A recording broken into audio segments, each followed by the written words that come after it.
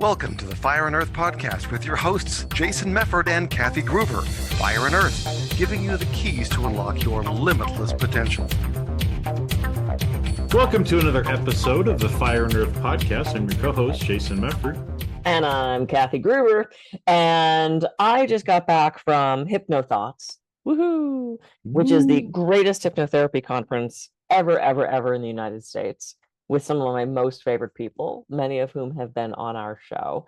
And the organizer, Scott Sandlin, and his partner in crime, Stephanie, put together an incredible 3 days plus pre and post. And it was an amazing experience. I got to speak again, which is such an honor. And we, Eric and I, my husband and I, happened to walk in on Scott, the organizer, sharing a short story called The Egg.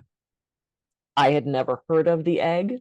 It is a short story by Andy Weir, W-E-I-R, and I only heard like the last few moments of it, but it was such sort of a mind-expanding story and concept that I was like, I think it would be interesting to read this. So Jason has never heard this. He had never heard of it, never heard it.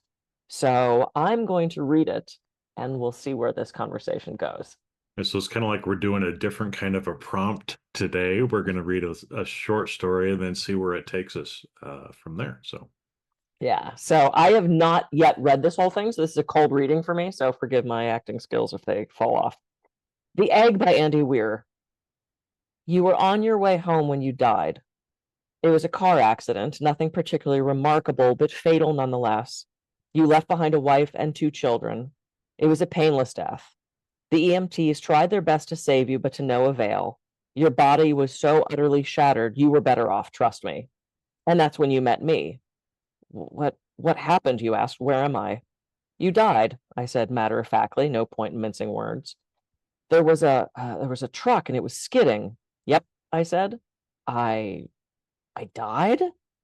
Yep, but don't feel bad about it. Everybody dies, I said. You looked around. There was nothingness, just you and me. What is this place, you asked? Is this the afterlife? More or less, I said. Are you God, you asked? Yep, I replied, I'm God. My kids, my wife, you said? What about them? Will they be all right? That's what I like to see, I said. You just died and your main concern is for your family. That's good stuff right there.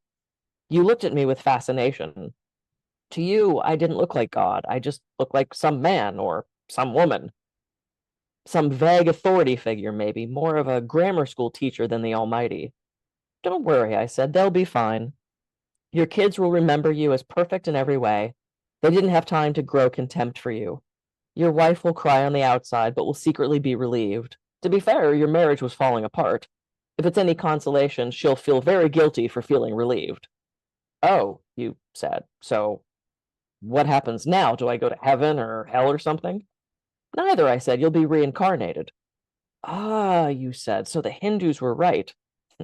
All religions are right in their own way. I said, walk with me. You followed us along as we strode through the void. Where are we going? Nowhere in particular, I said. It's just nice to walk while we talk. So what's the point then, you asked? When I get reborn, I'll be a blank slate, right? A baby. So all my experiences and everything I did in this life won't matter? Not so, I said. You have within you all the knowledge and experiences of all of your past lives. You just don't remember them right now.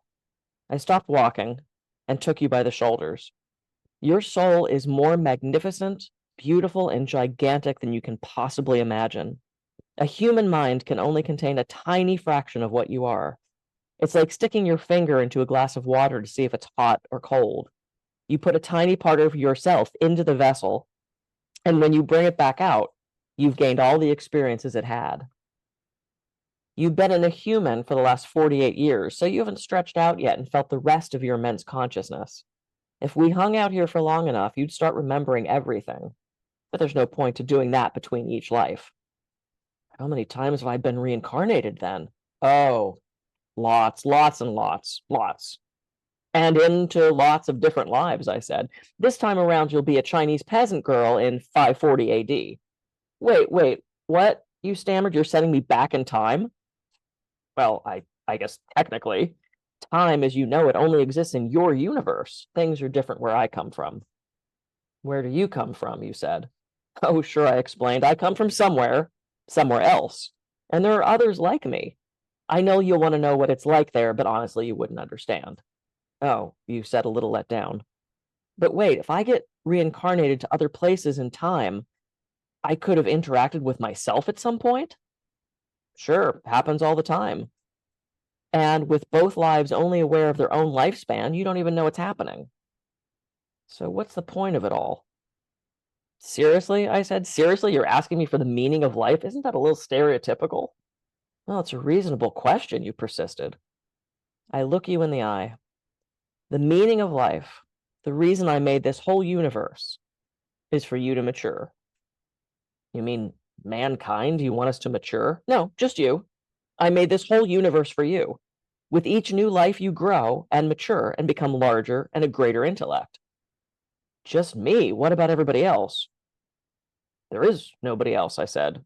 In this universe, there's just you and me. You stare blankly at me. But all the people on Earth, all you, different incarnations of you. Wait, I'm everyone? Now you're getting it, I said with a congratulatory slap on the back. I'm every human being who ever lived or will ever live, yes. I'm Abraham Lincoln, and you're John Wilkes Booth too, I added. I'm Hitler, you said, appalled, and you're the millions he killed. I'm Jesus, and you're everyone who followed him. You fell silent. Every time you victimize someone, I said, you are victimizing yourself. Every act of kindness you've done to yourself.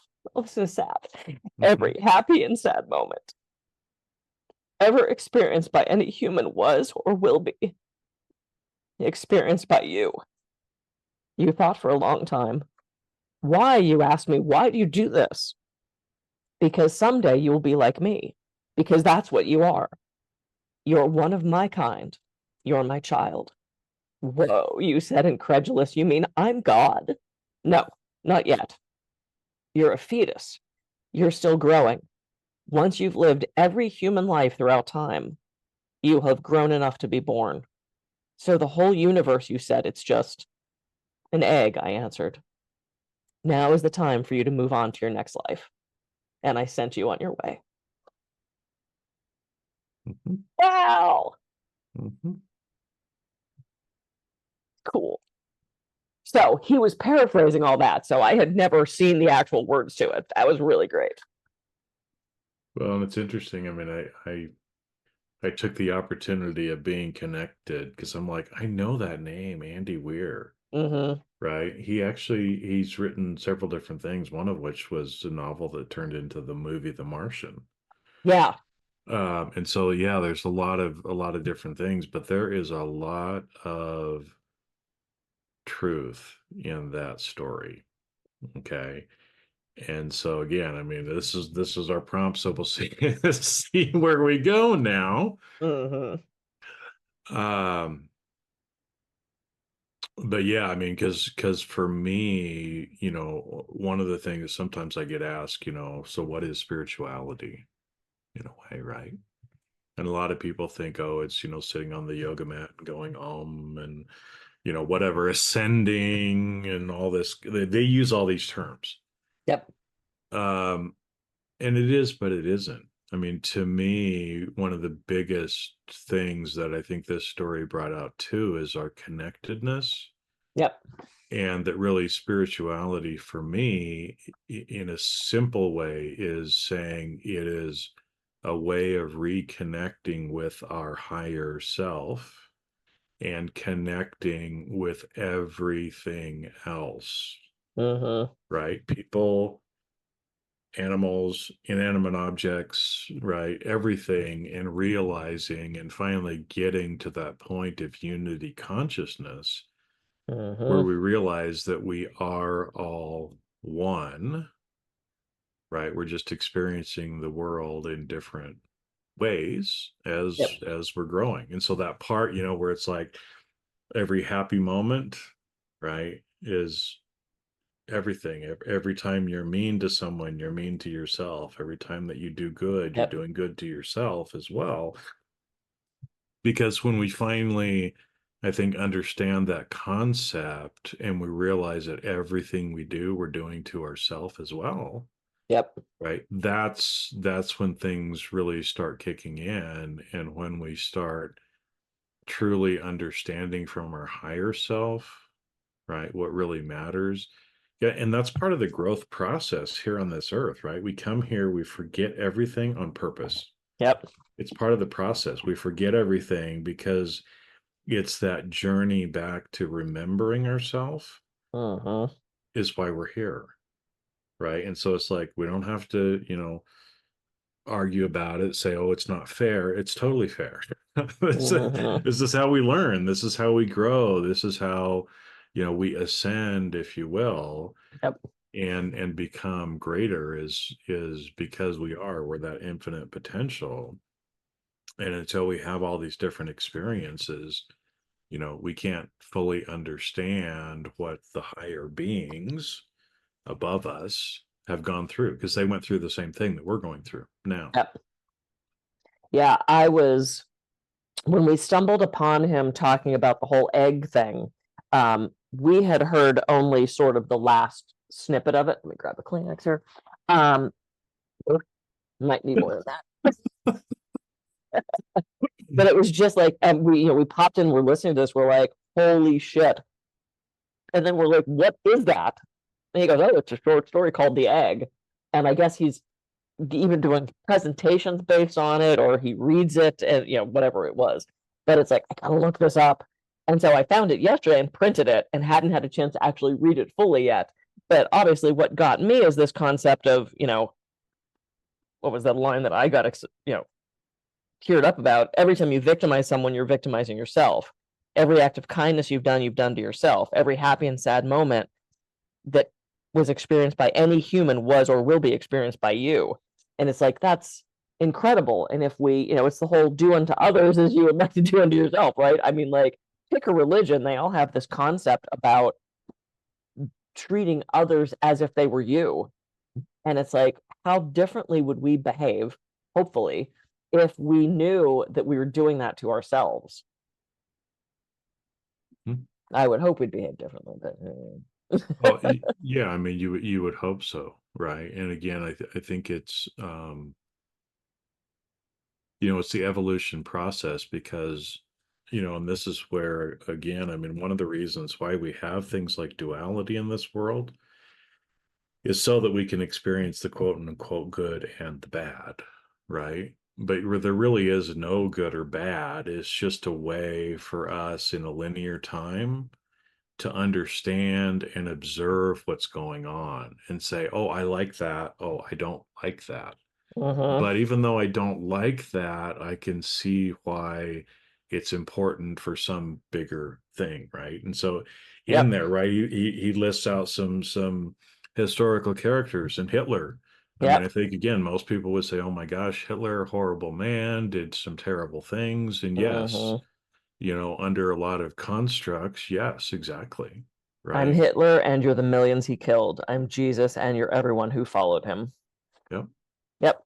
But at the same point, and I think we've talked about this on here too, we're all actors. I mean, Kathy was actually an actor, but we're all actors in Yep. this world. We're playing a part, and there has to be all of the different parts in order Yep. to make everything, work. I mean, how else can we have compassion for other people if we've never experienced things, or if we've never seen people suffer?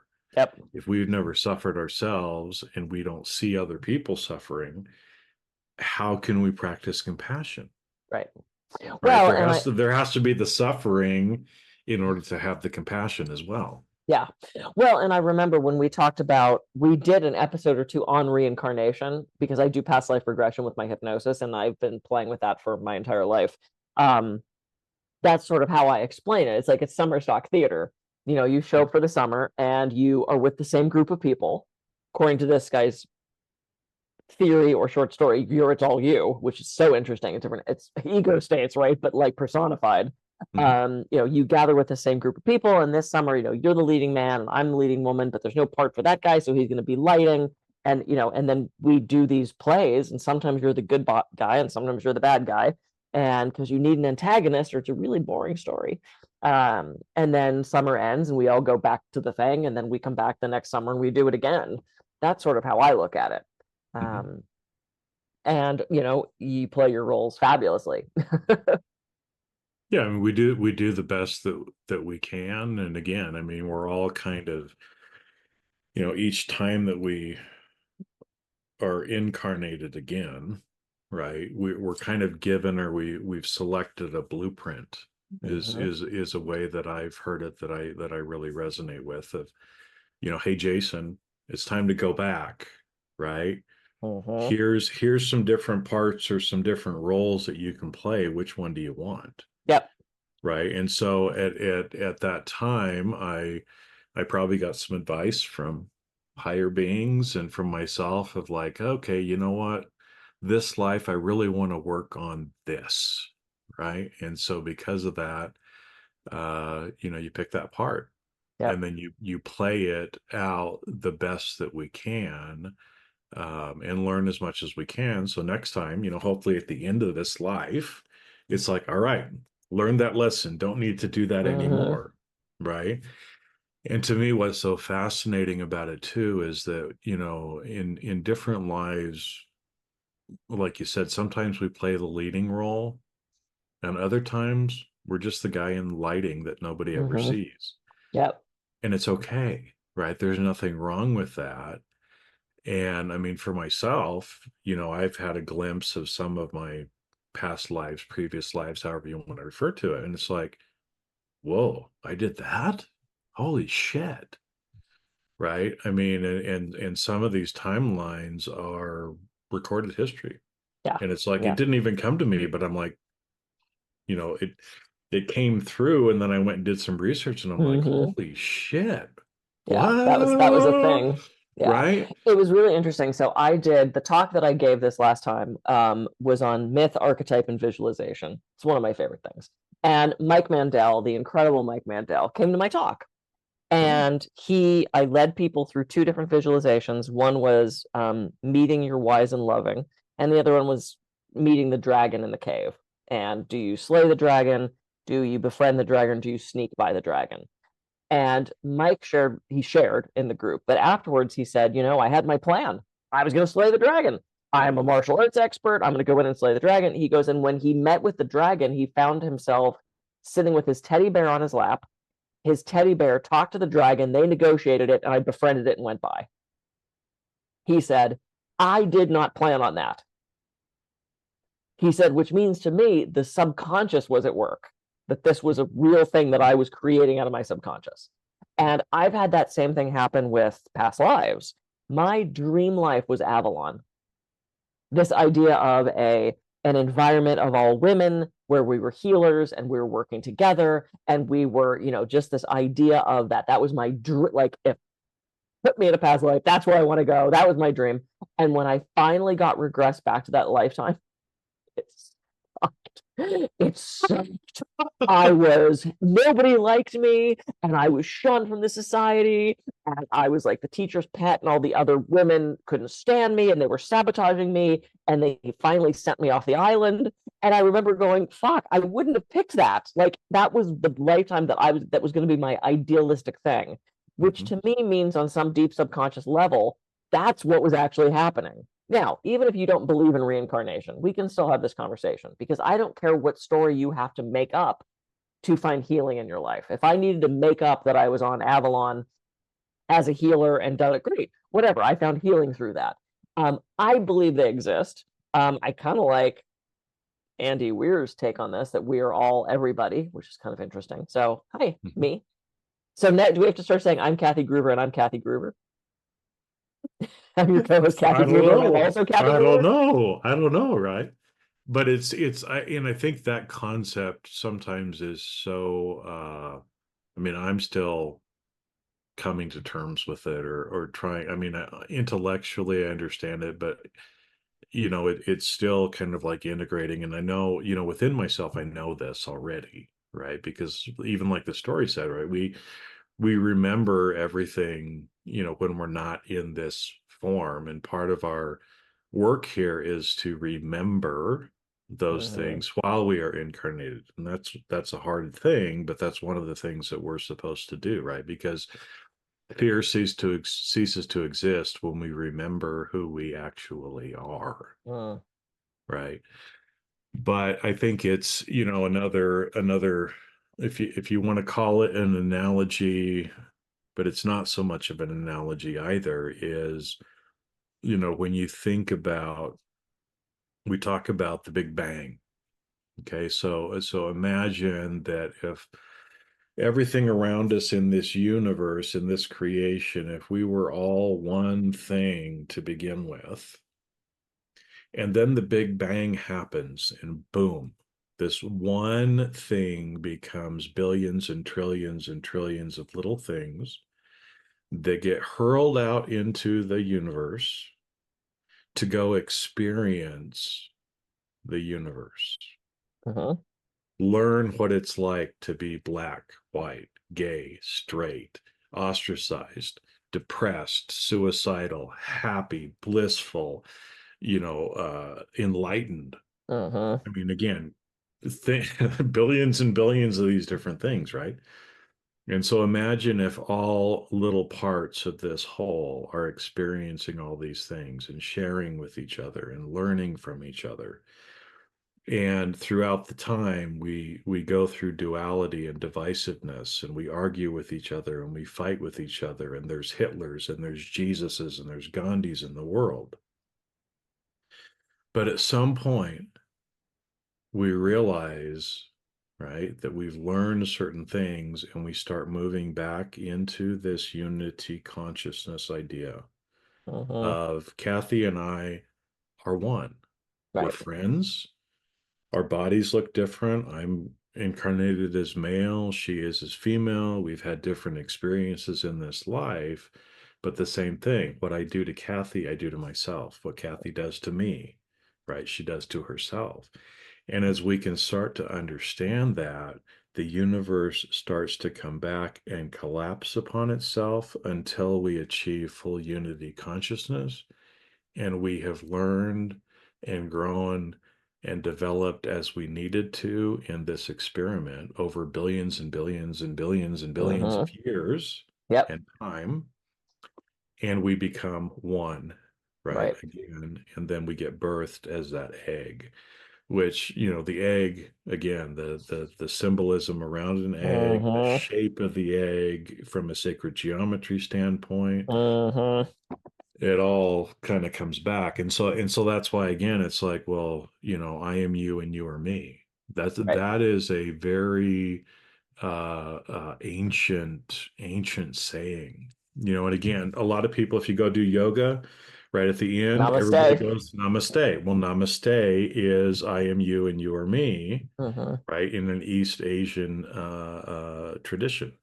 In Lakesh Alakin is Mayan for the same thing. I am you and you are me, or I see the God in you, right? And so there's a lot of these ancient traditions, like you said, that have these truths built in throughout them. Yep. Right. If we'll just look. Yep. So you mentioned the Big Bang, right? So that theoretically comes from one thing that expanded out and created everything else. So that's the egg, right? That it created all. So we are all one because we came from that same thing. Let's, for our Christian friends who believe in the whole God creating the earth thing, which is not my way, but let's talk about it. It's the same idea, right? If God created everything, it came from that one thing. And when he put Adam and Eve in that garden, or she put Adam and Eve in that garden, there are God, there are no genders at that level of being. They created, we'll go with the pronoun they. Yeah. They created Adam, and then from Adam came Eve. So everything still came from this one thing. So it doesn't matter if you're talking about the Big Bang or if you're talking about the Garden of Eden, it all grew out of this one thing. The snake was the same thing. Everything that came out of that garden was the same thing. So everything came from this one unity consciousness and then expanded out. And now I agree with you. I think we're going the other way. Yeah, because that's the idea is now we've hit an inflection point and we're coming back, Mhm. right? And again, but what we see so much is chaos and craziness, and that's because that we have to work through that, right? And so things get worse before they get better. And so it's just a natural part of it. Yeah. But I think it's, it's interesting again, like you said, it's, for everybody listening, I grew up Mormon. It's a That's right. Christian religion. I mean, I was taught all these things as well. And, any religion, any ancient tradition, if you go back and look at it, you will see that there are themes. And sometimes these things are seeded, and it's part of the plan. They're seeded, and history didn't always necessarily happen the way it's documented or told to us. Sometimes it does, sometimes it doesn't. Sometimes these civilizations never even existed in this plane, Mhm. right? But they're there in a way to help us learn. And so again, I mean, you just said you were, mythology and archetype, sort of stuff. Again, all of these things from the hero's journey, the Yep. I archetypes, brought that the up. myths, everything else, they're there as a way to teach us and to help us navigate here in this world.